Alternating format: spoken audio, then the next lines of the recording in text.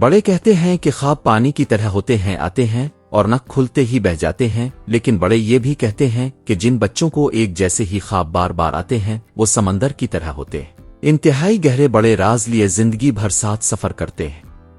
میری آج کی کہانی ایک حقیقت پر مبنی ہے، اور یہ حقیقت وہی سمجھ سکیں گے جو یقین رکھتے ہیں کہ جو ہم دیکھتے ہیں فقط وہی نہیں ہے، بلکہ کچھ نہ نظر آنے والے راز واقعات بھی ہمارے ارد گرد وقوع پذیر ہو رہے ہوتے ہیں، جنہیں دیکھنے اور سمجھنے کے لیے ایک خاص نظر ایک خاص فرد کو ہی ملتی ہے۔ ہمیں بھی ایک ایسا ہی انسان ہوں، بالکل عجیب نہ سمجھ آنے والا مختلف واقعات آزمائش سے جو چتا لڑتا سہتا ہوا میں مانتا ہوں میری بات پر شاید ہی کوئی یقین کرے، لیکن جس انسان نے بھی میرے ساتھ وقت گزارا اس نے بخوبی مشاہدہ کیا کچھ تو طاقت ہے جو نادیدہ نہ دکھنے والی ہے، لیکن گاہے بگاہے وہ دنیا میں بہت ساری جگہوں پر اپنے ہونے کا ثبوت دیتی ہے۔ کوئی اسے چھیلاوا بولتا ہے تو کوئی جن بھوت چڑیل پریت خونی افرت پھر کچھ بھی۔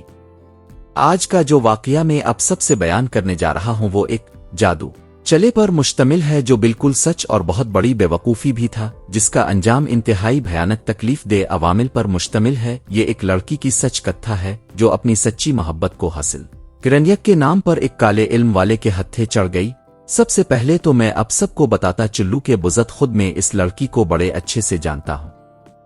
آسیہ تھا اس کا نام، کافی سگھڑ اور سمجھدار لڑکی تھی، لیکن وہ کہتے ہیں نہ کہ جب کسی سے کسی کو عشق ہو جائے تو نہ وہ پھر سگھڑپن رہتا ہے اور نہ ہی سمجھداری قلب میں اگر کچھ رہ جاتا ہے تو وہ ہے جنون، حاصل کا شدید جنون، اور حاصل کی طلب اچھے برے صحیح غلط سے نابلد نہ آشنا ہوتی ہے۔ آسیہ کو بھی اپنے خالہ زاد اسحاق سے محبت تھی، اور یہ محبت شروع میں تو دو طرفہ تھی، لیکن وقت بدلتے ڈھلتے ایک طرفہ رہ گئی، کیونکہ اسحاق کے گھر والوں کو آسیہ پسند نہ تھی اور نہ ہی اسحاق کے ابا کی آسیہ کے گھر والوں سے بنتی تھی۔ اور دوسرا برا یہ ہوا کہ اسحاق کا رشتہ ایک اچھی جگہ اور آسیہ سے بھی زیادہ خوبصورت لڑکی سے ہو گیا، تو اسحاق نے آنکھیں اور ترجیح بدلنے میں دیر نہ کی اور سرے سے ہی مکر گیا، ملنا تو درکنار بات کرنا بھی چھوڑ چکا تھا۔ لیکن آسیہ نے ہوش سنبھالتے ہی ماں باپ کے بعد جو کسی دوسرے شخص میں محبت محسوس کی تھی وہ سب اسحاق کی شکل و صورت اور صحبت میں ہی تھا۔ پہلے پہل تو آسیہ نے رود ہو کر خود کو سنبھالنا چاہا، لیکن سب بیسود گیا۔ گزرتے وقت کے ساتھ بجائے اسحاق سے محبت کم ہوتی وہ عشق کی آگ بنتی گئی، اور میں پہلے بھی لکھ چکا ہوں کہ عشق کی آگ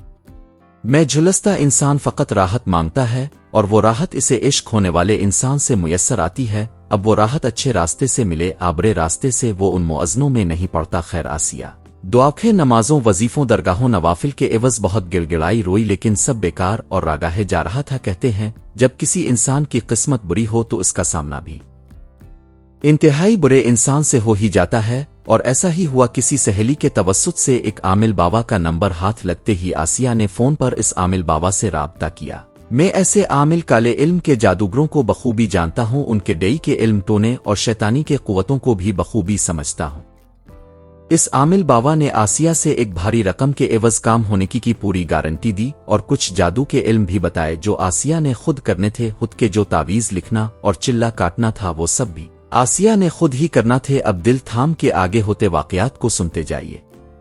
رات کوئی 1:30 بجے کا وقت ہوگا۔ آسیہ آہستہ سے دبے پاؤکھے کمرے اور برآمدے کی دہلانوں کو پار کرتی ہوئی سیڑھیاں چڑھ کر گھر کی دوسری منزل پر پہنچ تھی۔ کھلے آسمان تلے سخت سردی میں بھی وہ انتہائی مضبوط اور قدرے مطمئن لگ رہی تھی۔ آسیہ نے چھت پر آگے بڑھنے سے پہلے ایک بار پھر سے نیچے صحن کی طرف نظر دوڑائی کہ آیا کوئی جاگ مجھے دیکھ تو نہیں رہا، اور پھر آگے بڑھتے ہوئے دوسری منزل پر موجود ایک چھوٹے سے اسٹور روم کے دروازے کی کنڈی کو بنا آواز کیے جلدی سے اندر جا گھسی اور دروازے کو اندر سے بند کر دیا۔ یہ ایک چھوٹا سا اسٹور روم تھا جو اس وقت اندھیرے کی سیاہی میں مکمل غرق تھا۔ ہاتھ کو ہاتھ سجائی نہیں دے رہا تھا، لیکن آسیہ نے باہیں پھیلائے ہوئے دھیمے انداز میں قدم آگے طرف بڑھائے اور سامنے والی دیوار کو تلاشا، اور پھر چھیناک کی آواز کے ساتھ اسٹور روم کا پورا کمرہ بلب کی پیلی روشنی میں مکمل نہا سا گیا۔ کمرے میں روشنی کرتے ہی آسیہ نے اپنے دونوں ہونٹوں کو زور دیتے ہوئے انتہائی دھیمی آواز پچکارا تو ایک ساتھ پر پڑے پرانے ٹوٹے پھوٹے بیڈ کے نیچے سے ایک بلی باہر نکل آئی۔ دور سے ہی اس نے آسیہ کو دیکھ کر میوکھے میوکھے کی آواز نکالی اور آسیہ کو گھورنے لگی۔ بلی شاید صبح سے بھوکی پیاسی بند تھی۔ آسیہ نے دوبارہ سے آہستگی میں بلی کو پیار سے پچکارا تو بلی آسیہ کے پاس آ گئی، جسے آسیہ نے بڑے آرام اور انہماک کے ساتھ گود میں اٹھا لیا اور پھر قدم بڑھاتے ہوئے ایک پرانی الماری کے دروازے کو بنا آواز کیے کھول کر اندر ہاتھ ڈالے کچھ ٹٹولے ڈھونڈنے لگی آسیہ نے جب اپنا ہاتھ الماری سے باہر نکالا تو اس کے ہاتھ میں ایک بڑی لمبی تیز دھار والی چھری تھی۔ کچھ لمحات بعد جو آگے مناظر تھے اگر کوئی شخص اسے دیکھ لیتا تو شاید خوف کی شدت میں اس کی چیخیں نکل جاتی، جسم پر لرزہ طاری ہو جاتی، لیکن آسیہ اب بھی پرسکون تھی، چہرے کے خد و خال سخت اور آنکھیں پتھرائی سی تھیں۔ ایک صفاق قصائی مانند ایک گھٹنا بلی کے پیٹ پر رکھے ایک ہاتھ سے منہ دبائے وہ بلی کا نرخنا گردن کاٹ رہی تھی۔ رات 2 بجے کا وقت ہوگا، جنوری کے پہلے ہفتے کی سخت ڈانسز اور صد ہوا کے جاندار تھپیڑے، لیکن آسیہ کے ہاتھوں پر گرتا ابلتا بلی کا گرم خون اسے شاد سکون دے رہا تھا۔ درحقیقت بات یہاں تک محدود نہ رہی بلکہ جنون عشق کا فطور جب غلاظت کا لتھوا جاتا ہے تو اور بھی بے باک صفا ہو جاتا ہے۔ فقط 2 منٹ میں ہی آسیہ نے ایک ہٹی کٹی بلی کو بنا آواز نکالے چھری سے چیر اور ادھیڑ کر رکھ دیا تھا۔ آسیہ کے ہاتھ، چہرہ اور کپڑے خون سے تیر چکے تھے، لیکن وہ لاپرواہ اور بے فکر تھی۔ ایسا لگ رہا تھا جیسے وہ کسی اور دنیا میں جا رہی ہو، اور چند لمحات بعد وہ ہوا جو ناقابل بیان ہے۔ آسیہ نے دیکھتے ہی دیکھتے سرد رات کے گہرے اندھیرے میں خود کو لباس سے بے نیاز کر دیا تھا۔ وہ برہنہ ہو چکی تھی، اس کا ننگا جسم سخت سردی میں بھی موسمی سختیوں سے بے نیاز و بیگانہ تھا۔ اب وہ بلی کی لاش کے پاس الٹی مار کر بیٹھ گئی اور آنکھیں بند کیے منہ میں کچھ کالے علم کے اشلوک دہرانے لگی جو قدیمی سنسکرت میں تھے، اور پھر بس اتنا ہی نہیں بلکہ وہ بلکی کے مردہ خون کو اپنے چہرے اور چھاتیوں پر ملنے لگی۔ آسیہ من میں صرف اشلوک بڑبڑا رہی تھی۔ کوئی 10 منٹ بعد اس کا اشلوک کو بڑبڑانا بند ہوا تو وہ خاموشی کے ساتھ اٹھ کھڑی ہوئی۔ چھت کی ایک ساتھ پر لگے پانی کے نل سے اس نے آرام سے بنا آواز چھت پر پڑے خون کو دھویا، کٹی ادھڑی بلی کی باقیات کو ایک توڑے میں ڈالا، گھر کے ساتھ ایک خالی پلاٹ پھینک دیا اور پھر ادھر ہی اس چھت والی نل سے اپنا جسم دھونا شروع کر دیا۔ سخت ڈانسز میں بھی اس کا ننگا گیلا ہوتا ہوا جسم بالکل لاپرواہ سا تھا، جیسے کہ اب آسیہ میں محسوسات نام کی کوئی شے ہی نہ ہو۔ آسیہ نے اسٹور روم میں پہلے سے موجود رکھے کپڑے پہنے اور آہستگی کے ساتھ نیچے سیڑھیاں اترنا شروع کر دی۔ کیا ہی کمال بات ہے کہ ایک نرم و ناز اندام لڑکی جس نے کبھی اپنے ہاتھ سے کوئی کاکروچ تک نہ مارا ہو، وہ ایسے کیسے اتنی صفاکی کے ساتھ ایک زندہ بلکی کو انتہائی صفاک انداز میں ذبح کر دے۔ لیکن یاد رکھیں کالے علم بہت وحشت ناک علم ہے جو اب سے آپ کی سوچ عقل حس سب چھین لیتا ہے۔ اکثر اپنے خبروں میں سنا ہوگا کہ ایک انسان نے انتہائی بے دردی کے ساتھ پورے گھر والے دوست رشتہ دار کاٹ پھینک کے، حالانکہ وہ انسان اکیلا اور ان سے صحت میں بھی کم تھا۔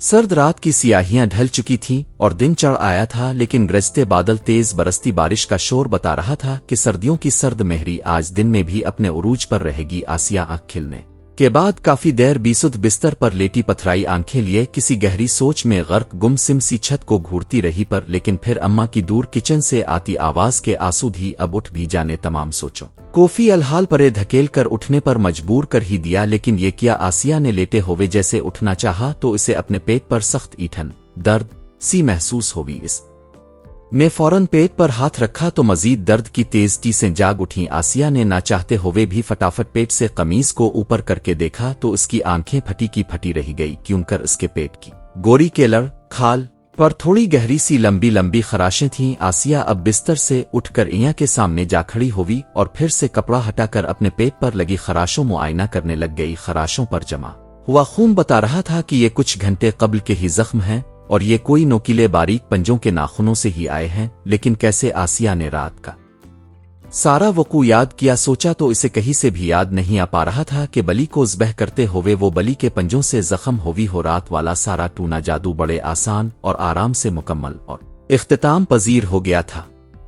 دن سے دوپہر ہوئی اور دوپہر سے شام کا اندھیرا ہو گیا، لیکن سرد موسم اور برستی بارش کے تیور اب بھی صبح کی طرح زور آور تھے۔ اب تو بارش کے ساتھ تیز ہوکھے نے مزید ڈانسز بڑھانے کی ذمہ داری لے لی تھی۔ آسیہ کے گھر میں سب جلد سونیت کے عادی تھے، اس لیے عشاء کے 2 گھنٹے بعد سب رات کا کھانا کھا پی کر سونے کے لیے لیٹ گئے تھے۔ آسیہ بھی اپنے کمرے میں بستر پر سیدھا لیٹے ہوئے چھت کو گھورتی ہوئی اپنے پیٹ پر لگی خراشوں پر ہاتھ پھیرتے سہلاتے گہری سوچ رہی تھی، اور وہ سوچ فقط اسحاق سے بے انتہا محبت اور اسے واپس پانے کا شدید جنون تھا۔ صحیح غلط کیا اس عمر کی ضد میں کوئی معنی نہیں رکھتا تھا، اگر کوئی قیمت تھی تو وہ تھی جذبات کی، اور اس کے تمام جذبات، احساسات، خود کے خواہشات و خواب سب اسحاق سے جڑے تھے۔ لیٹے لیٹے اس نے آئندہ اور آج کے تمام کالے علم سے وابستہ ٹونے چلے کے بارے میں سارا پلان बना लिया था। इंतजार था सिर्फ 12 बजने का, क्योंकि बंगाली बाबा आमिल की सख्त तकलीफ थी कि कोई भी इल्म अमल ज़वाल से पहले शुरू नहीं करना, और ये सारा अमल इसे 2 घंटे की सख्त पढ़ाई में करना था। आसिया सुकून में थी, क्योंकि वो जानती थी कि वो कल की तरह आज भी अपना तमाम अमल बआसानी मुकम्मल कर लेगी। आज भी इसने रात के दूध में सबको नींद गोलियां मिलाकर पिला दी थीं, और घर के तमाम लोग दिन चढ़े से पहले नहीं जाग सकेंगे। धीमे कदमों की चाप लिए इंतहाई एहतियात के साथ आसिया कदम बढ़ाए सह में आ चुकी थी। बाहर सह में निकलते ही एक भीगे से सद हुआ झोंके ने आसिया के पूरे जिस्म हुद के रीढ़ की एट तक में सर सलामी दे डाली। कोई और वक्त अकाम होता तो वो इतनी शदीद डांसेस में कभी गर्म बिस्तर को ना छोड़ती, लेकिन वो मुकम्मल लापरवाही से आगे की जानिब कदम बढ़ाते हुए भीगती ठिठरती सीढ़ियों की जानिब चल निकल। अभी सीढ़ी के चंद सट ही चढ़ी होगी कि एक तेज गरज वाली गड़गड़ाहट के साथ आसपास का सारा माहौल गूंज उठा थी। तो वो एक आम से घरेलू लड़की, लेकिन इसके मकसद ने इसे बड़ा बहादुर बना दिया था। इसलिए बजाय इसके कि आसिया के ओसान खता होते वो डरा सहम जाती, वो इंतहाई लापरवाही और बेबाकी से ऊपर स्टोर की तरफ बढ़ती रही। आसिया तेज बारिश में मुकम्मल भीग चुकी थी। डांसिस से इसका पूरा जिस्म लरज रहा था। दांत बज रहे थे। रात के 12:15 बजे का वक्त का होगा। खिली छत पर आते ही आसिया ने अपने इर्द गिर्द चारों तरफ नजर दौड़ाई। हर तरफ बारिश में भीगती वीरानों छतों पर टहलती ढलती काली सियायों के सिवा कुछ न थी। हर तरफ वीरानी और खामोशी का राज था। लरजते हाथों के साथ आसिया ने स्टोर रूम दरवाजा खोला और अंदर छोटे से कमरे में जा घिसी। अंदर घुसते ही इसे बाहर की निस्बतन अंदर के माहौल से थोड़ा सुकून महसूस हुआ। इसिए ने खाट कबुट को हटाकर अलमारी को खोला और इसमें पड़ा सामान निकालने लगी। सामान निकालने के बाद आसिया ने फर्श पर कोयला से एक गोल दायरा बनाया और उसके बीच में सामान रख के जा बैठी।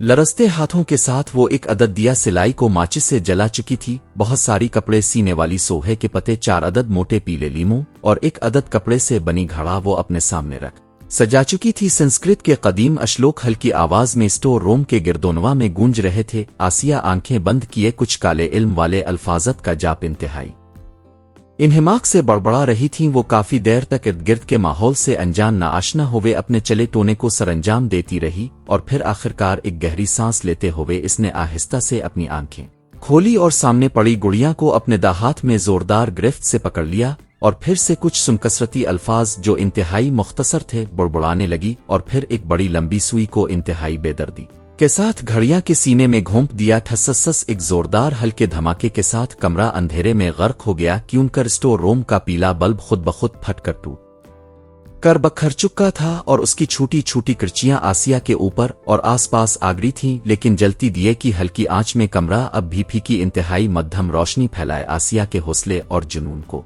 दाद दे रहा था। आसिया का काला साया दिया सिलाई की रोशनी में सामने पड़ती दीवार पर इंतहा खौफनाक लग रहा था। कपड़े की गुड़िया में बेशुमार सुआहें परोई जा चुकी थी। लीमूवी पर भी काले मार्कल के साथ कुछ अजीब व गरीब अल्फाज लिखकर सोहे के साथ भर दिए गए थे। अब आखिरी बारी उन 4 अदद सफेद अंडों की थी जिन्हें बाबा आमिल ने खुद से अमल करके भेजे था, और आसिया से बोला था कि अपने हैज के खून से उन पर कुछ खास तहरीर करना और बड़बड़ाना है। आसिया अपने हैज के दिनों में ही ये तमाम अमल को कर रही थी, क्योंकि इसका इस नापाक अमल में नापाक होना भी एक शर्त था।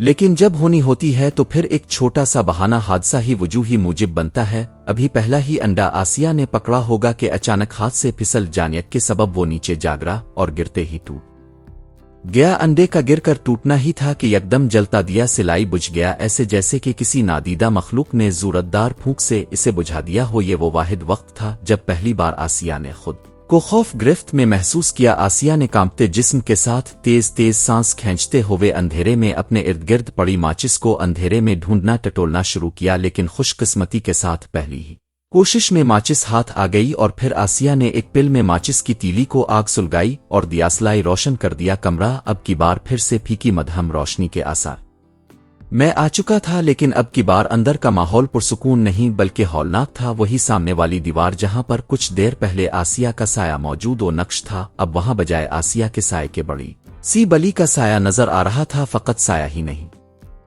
बल्कि अब वही म्योखे म्योखे वाली आवाज जो कल रात वाली बली निकाल रही थी आसिया को अपने कानों में सुनाई दी। आसिया पहले तो दीवार पर पड़ते बली के साया को देख हक्का बक्का थी, लेकिन अब बली की आवाज को सुनते ही वो खौफ से लरज उठी और बेराहत से लिपटे शदीद खौफ में उठकर खड़ा होना चाहा।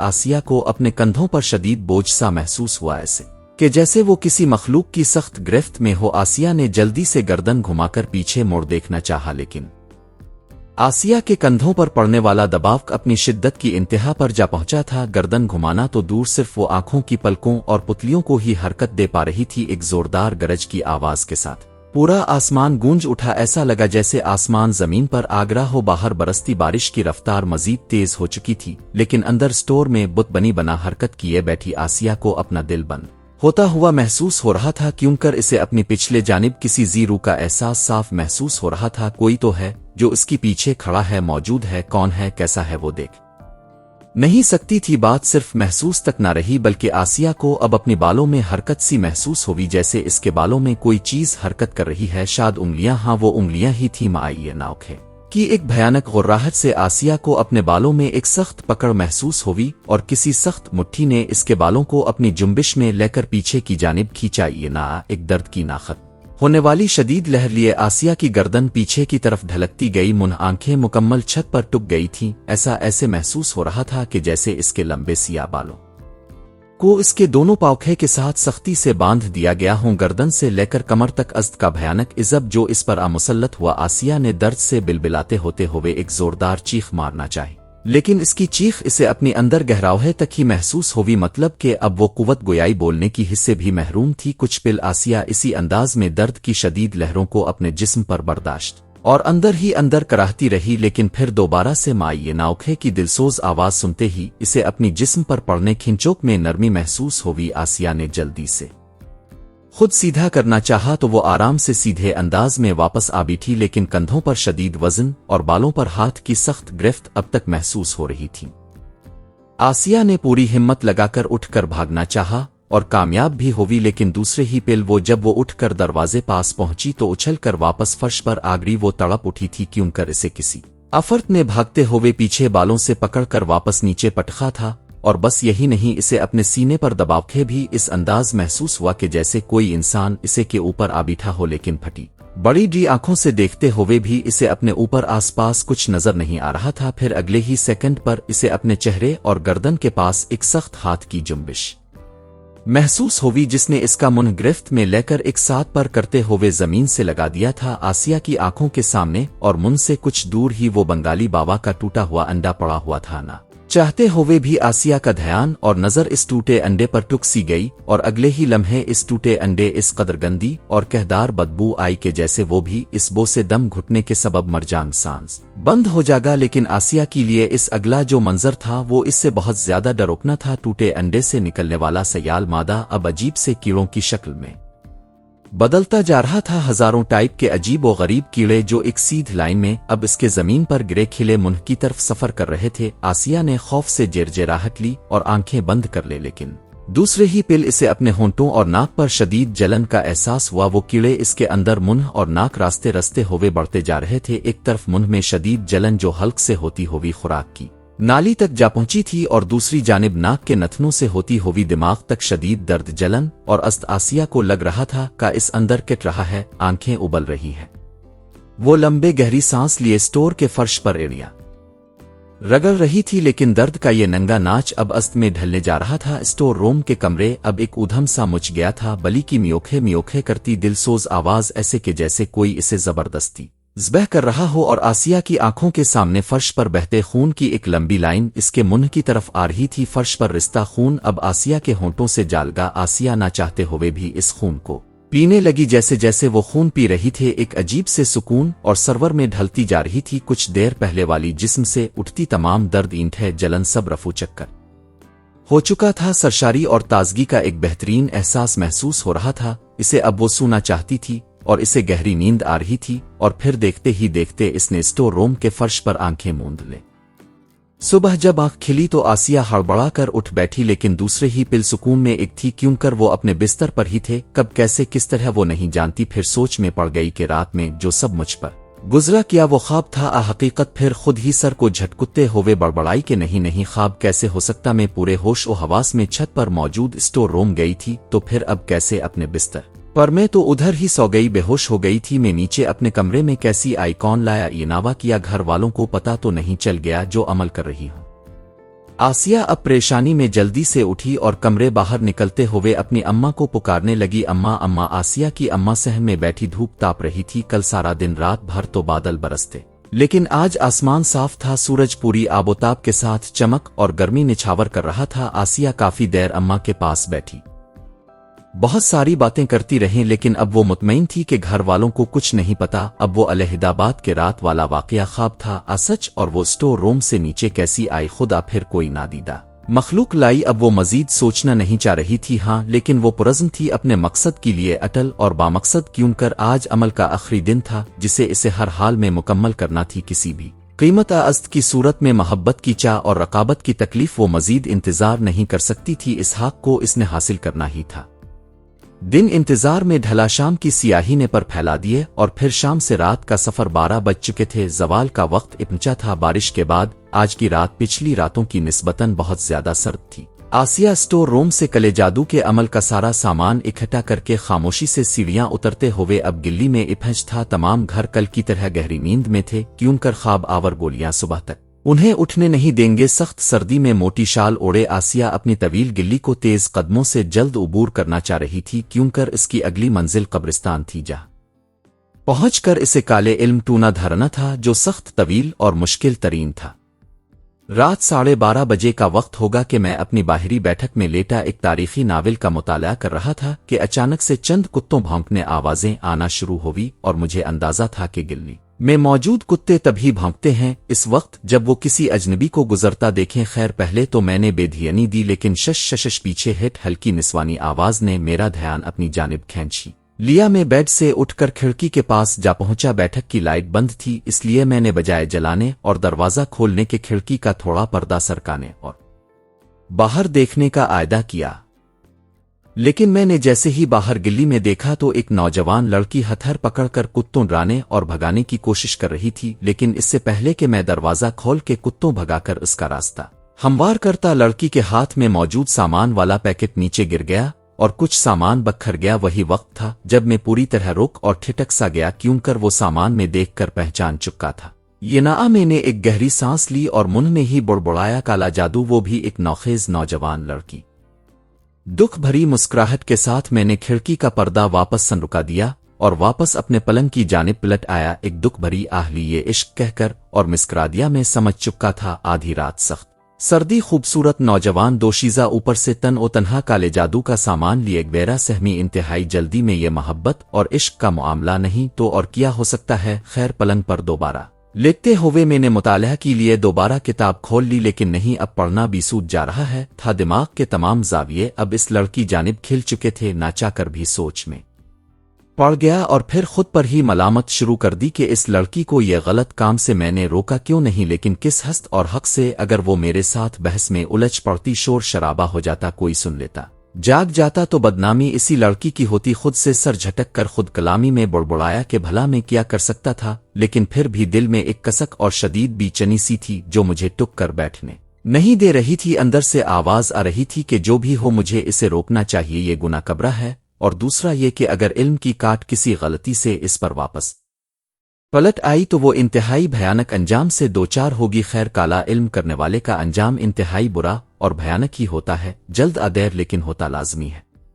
میں پلنگ سے اٹھ کھڑا ہوا اور پاس ہی پڑی اپنی گرم شال کو خود پر اڑائنا شروع کر دیا۔ میں فیصلہ کر چکا تھا کہ مجھے اس لڑکی کو ناپاک حرکت سے روکنا اور سمجھانا ہے، انتہائی احتیاط اور بنا آواز کیے بیٹھک کی کنڈی کھولے میں اب گلی میں نکل آیا تھا۔ شدید ڈانسز میں سرد ہوا کا تھپیڑا میرے جسم پر موجود گوشت کو چیرتے ہوئے ہڈیوں میں جا گھسا تھا۔ میں نے ایک جھرجھری لی اور گلی میں اس سیدھ کی جانب چل نکلا جس طرف وہ لڑکی جا رہی تھی۔ اب وہ کہاں جا رہی تھی مجھے معلوم نہ تھا، لیکن پختہ اندازہ ضرور تھا اگر وہ لڑکی عمل کرنے گئی ہے تو وہ ضرور قبرستان کی جانب گئی ہوگی، اور قبرستان کی مسافت بھی کوئی زیادہ دور نہیں، بس 2-1 گلیاں ہی دور تھی۔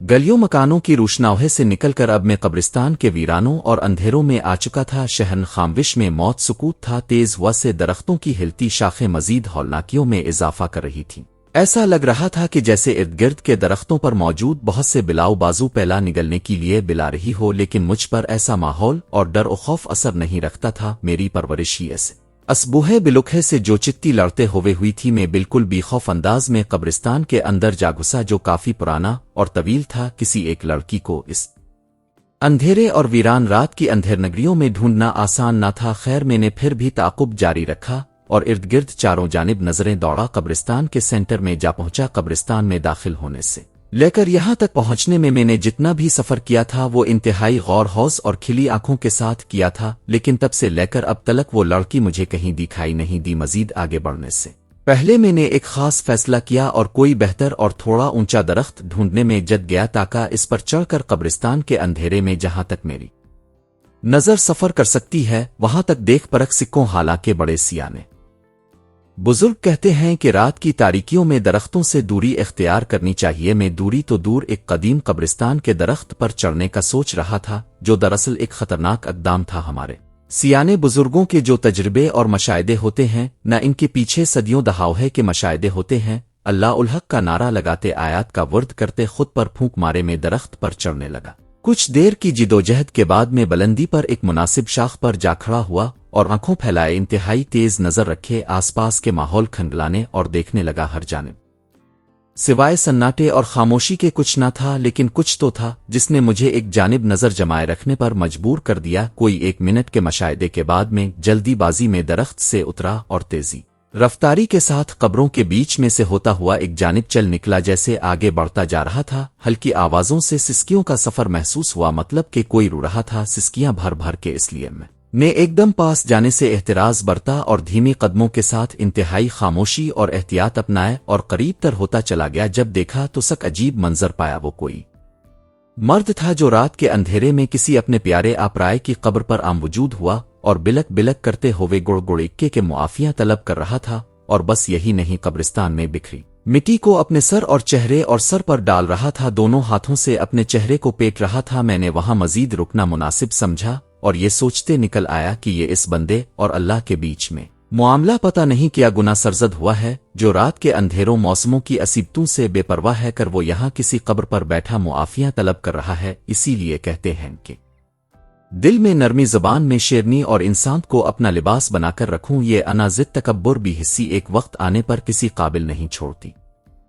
میں تقریباً کوئی 30 منٹ مزید پورے قبرستان گھومتا ڈھونڈتا پھرتا رہا، لیکن کچھ حاصل نہ ہوا۔ اس لڑکی کا کوئی نام نشان نہ ملا اور آخر کار تھک ہار کے واپسی گھر کی جانب جا پلٹا۔ میں اندر سے انتہائی افسردہ ہو چکا تھا اور خود پر لان تان کر رہا تھا کہ مجھے اسے روکنا پوچھنا اور بعد میں سمجھانا چاہیے تھا۔ پر اچانک سے آدھ راستے پہنچ کر دماغ میں کچھ آیا اور میں نے تیز دوڑ کے ساتھ واپس قبرستان کی طرف پلٹ آیا۔